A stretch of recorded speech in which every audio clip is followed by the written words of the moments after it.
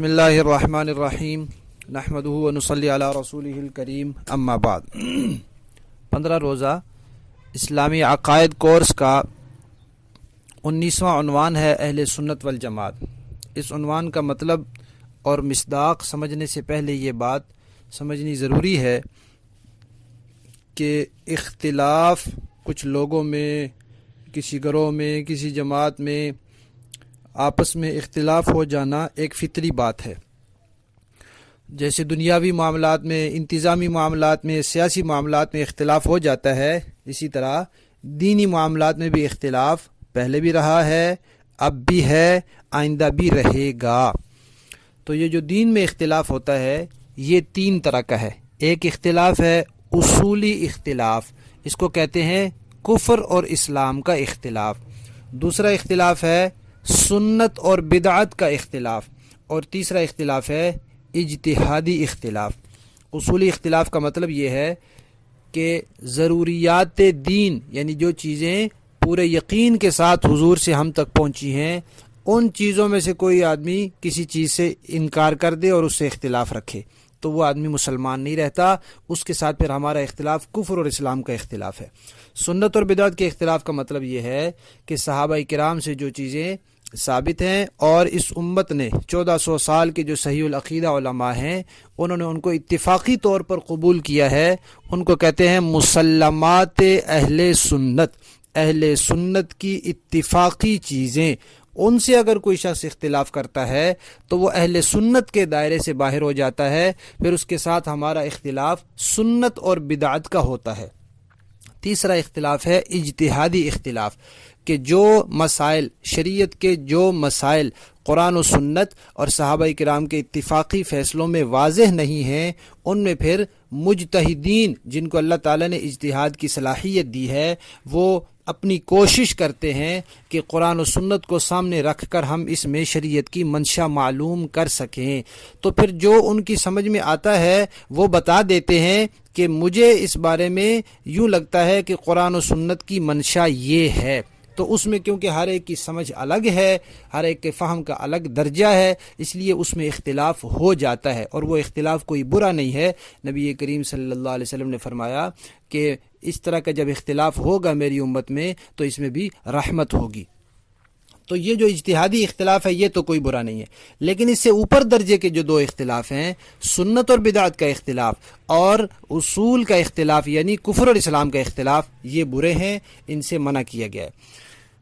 قرآن پاک میں اللہ تعالیٰ فرماتے ہیں، سورہ آل عمران کی آیت نمبر 104 ہے، وَلْتَكُمْ مِنْكُمْ أُمَّةٌ، کہ ایک امت قیامت کے دن، قیامت تک ایسی ہونی چاہیے جو لوگوں کو نیکی کی طرف بلائے اور برائی سے منع کرے۔ تو ظاہر بات ہے کچھ لوگ ہوں گے جو نیکی کی طرف نہیں آ رہے ہوں گے تو ان کو بلایا جائے گا، اور کچھ ہوں گے جو برائی میں مبتلا ہوں گے تو ان کو منع کیا جائے گا۔ تو یہ نیکی سے اختلاف رکھنے والے ہوں گے اور برائی سے نہ بچنے والے ہوں گے۔ اسی طرح آپ صلی اللہ علیہ وسلم نے فرمایا کہ تم میرے بعد بہت اختلافات دیکھو گے۔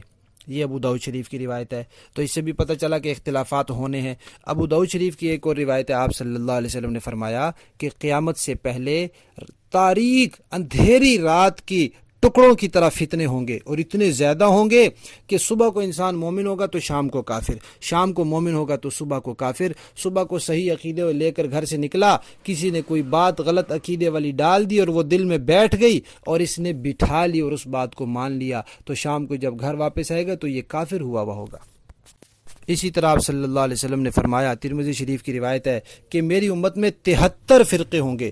تو یہ ساری یہ آیت قرآن پاک کی اور آپ صلی اللہ علیہ وسلم کی یہ روایات بتا رہی ہیں کہ اس امت میں عقیدے کا اختلاف ہوگا، سنت و بدعت کا بھی ہوگا اور کفر اور اسلام کا بھی ہوگا، لیکن اسے پسند نہیں کیا گیا، اس سے منع کیا گیا ہے، اس اختلاف کو ناجائز قرار دیا گیا ہے۔ اللہ تعالیٰ فرماتے ہیں وَاعْتَصِمُوا بِحَبْلِ اللَّهِ جَمِيعًا وَلَا تَفَرَّقُوا، کہ آپس میں تفرقے بازی نہ کرو، اور اللہ کی رسی کو مضبوطی سے پکڑو. اور یہ جو دوسری آیت ابھی ہم نے سورہ آل عمران کی پڑھی، اس میں بھی اللہ تعالیٰ نے اس جماعت کی تعریف کی ہے کہ ایک جماعت ایسی ہونی چاہیے جو لوگوں کو خیر کی طرف بلا دی. یعنی جو صحیح عقیدے کو چھوڑ رہے ہیں ان کو بلاؤ، جو صحیح عمل کو چھوڑ رہے ہیں ان کو صحیح عمل کی طرف بلاؤ. یہ اختلاف برداشت نہیں ہے، سنت اور بدعت کا اختلاف برداشت نہیں ہے، اور کفر اسلام کے اختلاف برداشت نہیں ہے. صحیح عمل کو چھوڑ دینا برداشت نہیں ہے تو صحیح عقیدے کو چھوڑ دینا کہاں برداشت ہوگا. پھر آپ نے یہ بھی فرمایا، آپ صلی اللہ علیہ وسلم کا ارشاد ہے کہ کچھ لوگ میری امت میں ایسے رہیں گے جو اس دین کی حفاظت کریں گے، جو کچھ گمراہ قسم کے لوگ اس میں تحریف کریں گے اور اس کو نقصان پہنچانے کی کوشش کریں گے، یہ ان کے حملوں سے دین کی حفاظت کریں گے. اور آپ صلی اللہ علیہ وسلم نے فرمایا، مسلم اور ترمذی کی روایت ہے کہ میری امت میں ایک جماعت ہمیشہ ایسی رہے گی جو حق پر غالب رہے گی، دلائل کے اعتبار سے حق کو غالب رکھے گی. کوئی نقصان پہنچانے والا ان کو نقصان نہیں پہنچا سکے گا. لوگ ان کو تانے دیں گے فرقہ واریت کے، لوگ ان کو تانے دیں گے دوسری چیزوں کے، لیکن وہ کسی کی ملامت کی پرواہ نہیں کریں گے. تو یہ تو پیشین گوئی ہو گئی کہ اختلاف ہے، ہوگا، عقیدوں کا اختلاف بھی ہوگا، ہونا نہیں چاہیے.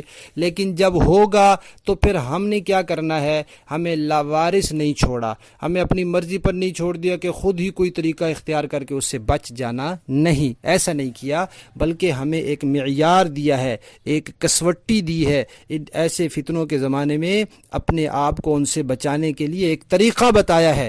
وہ معیار اور کسوٹی کیا ہے؟ وہ صحابہ کرام ہے.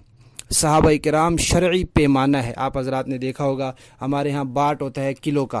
اب بعض لوگ باٹ تھوڑا سا چھوٹا بنا لیتے ہیں، اس کا وزن کم ہوتا ہے تو چیز دوسری طرف پھر تھوڑی جاتی ہے. تو حکومت نے پھر اپنا ایک پیمانہ بنایا ہوتا ہے، وہ پورا ناپ تول کے صحیح پورا 1 کلو کا بنایا ہوتا ہے. اب جب وہ دکانوں پر حکومت کے کارندے چکر لگاتے ہیں تو ترازو کے ایک پلڑے میں وہ سرکاری پیمانہ رکھتے ہیں اور دوسرے میں اس دکاندار کا پیمانہ رکھتے ہیں. اگر وہ اس پر پورا اترے تو ٹھیک ہے، نہیں پورا اترے تو غلط ہے. تو وہ جو سرکاری پیمانہ ہوتا ہے اس کو کوئی نہیں چیلنج کرتا، دکاندار یہ نہیں کہتا کہ یہ غلط ہے، بلکہ اس کو اپنی غلطی تسلیم کرنی پڑتی ہے. تو صحابہ کرام جو ہیں یہ شرعی پیمانہ ہیں، ان کی کسی بات کو غلط نہیں کہہ سکتے. ہاں، ان کے مطابق ہم دیکھیں گے جو بات ان کے مطابق نہیں ہے وہ غلط ہے، صحابہ کرام ٹھیک ہیں. تو اللہ تعالیٰ نے اور اللہ کے رسول نے صحابہ کرام کو پیمانہ بنایا. قرآن پاک میں اللہ تعالیٰ نے فرمایا فَإِنْ آمَنُوا بِمِثْلِ مَا آمَنْتُمْ بِهِ فَقَدْ اهْتَدَوْا، صحابہ جیسا ایمان لاؤ تو پھر ہدایت پاؤ گے. اور حضور نے فرمایا، ابو داؤد و ترمذی کی روایت ہے، علیکم بسنتی و سنت الخلفاء الراشدین المہدیین، تم پر میری اور میرے ہدایت یافتہ خلفائے راشدین کی سنت جو ہے وہ لازم ہے، انہیں مضبوطی سے پکڑ لو. اور آپ نے فرمایا کہ میری امت میں، ترمذی کی روایت ہے کہ 73 فرقے ہوں گے، 72 دوزخ میں جائیں گے، ایک جنت میں جائے گا. پوچھا گیا کون سا؟ آپ نے فرمایا جو میرے اور میرے صحابہ کے طریقے پر ہوگا. تو اسی طرح ایک روایت ہے مشکات شریف کی، آپ صلی اللہ علیہ وسلم نے فرمایا کہ حق پرست گروہ وہ ہے جو میرے خلفائے راشدین کی اور صحابہ کی پیروی کرے گا اور بدعت سے بچتا ہوگا. تو پہلی بات یہ ہوئی کہ اختلافات فطری چیزیں ہوتے رہتے ہیں، دین میں بھی ہیں، رہیں گے. لیکن اجتہادی اختلاف تو ٹھیک ہے، لیکن باقی دونوں درجے کے اختلافات کو شریعت نے برداشت نہیں کیا، پسند بھی نہیں کیا، برداشت بھی نہیں کیا، اس سے منع کیا ہے. اور ایک جماعت اللہ تعالیٰ نے ایسی رکھنی ہے جو ایسے لوگوں کے حملوں کا اور ان کے غلط نظریات کا رد کرتی رہے گی. اور آپ صلی اللہ علیہ وسلم نے ایسے زمانے میں اپنی امت کے لیے صحابہ کرام کو معیار اور نمونہ بنا دیا ہے. اہل سنت والجماعت، اہل سنت والجماعت کا مطلب ہے سنت والے اور جماعت والے، یعنی حضور کی سنت اور حضور کی جماعت دونوں کو معیار ماننے والے. تو اہل سنت کا مطلب یہ ہے کہ جو قرآن کو بھی دین کا اصول مانتے ہیں، حضور کی سنت کو بھی دین کا اصول مانتے ہیں، اور صحابہ کرام کی جماعت کو بھی دین کا اصول مانتے ہیں. جیسے قرآن میں کوئی بات بالکل واضح ہے، اس سے کوئی اختلاف نہیں کر سکتا، کسی کو اجازت نہیں ہے کسی کو کہ اس سے اختلاف کرے. حضور کی سنت میں جو بات واضح ہو اور صحیح مضبوط ذریعے سے پہنچ جائے، اس سے اختلاف کی کسی کو اجازت نہیں ہے. اسی طرح صحابہ کرام جب کسی بات پر اتفاق کر لیں تو اس سے اختلاف کی بھی کسی مسلمان کے لیے گنجائش نہیں ہے. بس اہل سنت والجماعت کا یہی مطلب ہے کہ جو قرآن و سنت کے ساتھ ساتھ صحابہ کو بھی حجت مانتے ہیں اور صحابہ کی اتباع کو لازم قرار دیتے ہیں. آپ دیکھیں فنی چیزیں ماہرین سے سیکھی جاتی ہیں. کوئی کتاب پڑھ کے پائلٹ نہیں بن جاتا, کوئی کسی کا بیان سن کے ڈاکٹر نہیں بن جاتا, اسی طرح کوئی دین کی دو چار چیزیں پڑھ یا سن کر عالم نہیں بن جاتا دین کا. صحابہ نے دین حضور سے سیکھا ہے, اس لیے جنہوں نے حضور سے سیکھا ہے وہی معیار ہیں, جنہوں نے نہیں سیکھا وہ معیار نہیں بن سکتے.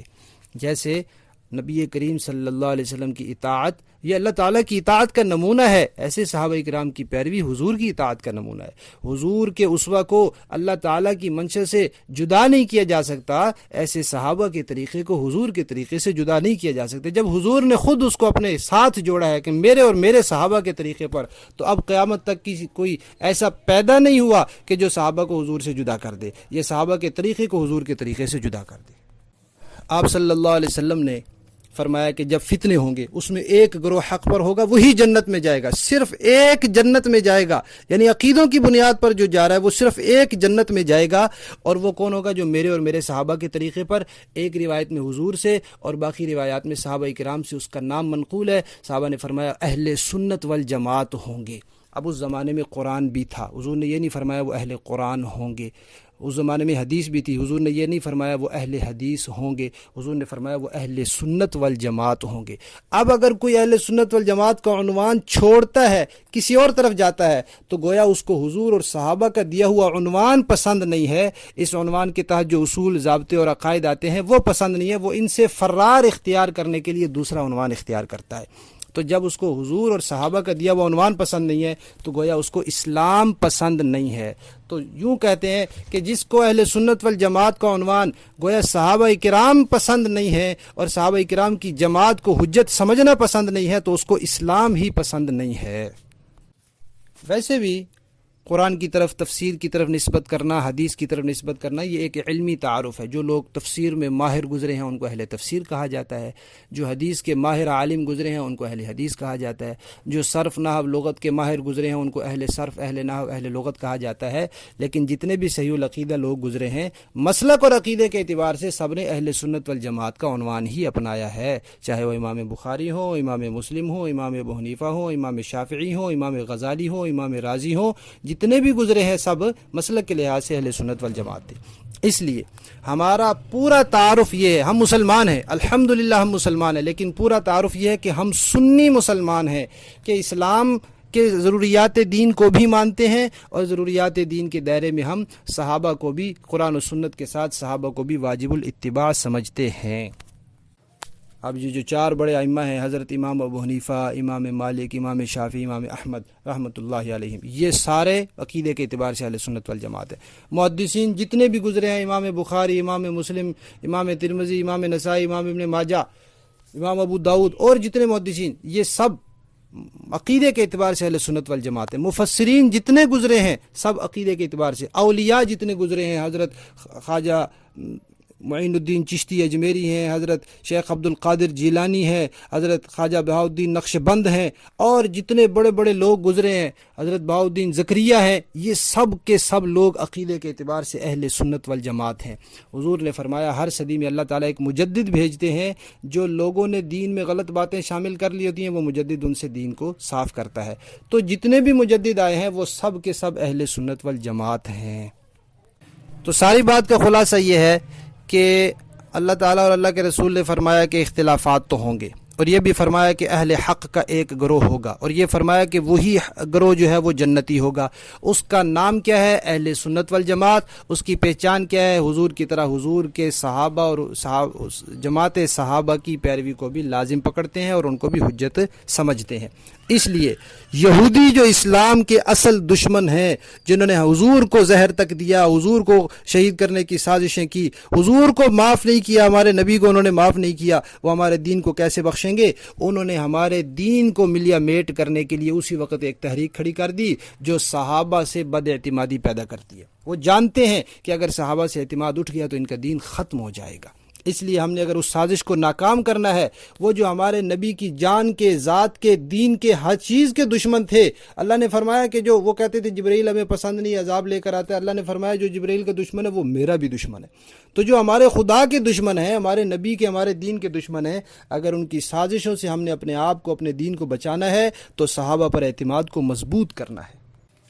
اسلام باقی رکھنا ہے تو صحابہ کے پیچھے چلنا ہے، حضور کو راضی رکھنا ہے صحابہ کی اتباع کرنی ہے، اللہ تعالیٰ کو راضی رکھنا ہے تو صحابہ کی پیروی کرنی ہے۔ اگر صحابہ نہیں ہیں تو نہ اسلام ہے، نہ دین ہے، نہ حضور کی اتباع ہے، نہ اللہ تعالیٰ کی رضا ہے۔ بس یہی ہے اہل سنت والجماعت کا مطلب کہ قرآن و سنت کے ساتھ صحابہ کی اتباع بھی لازم ہے۔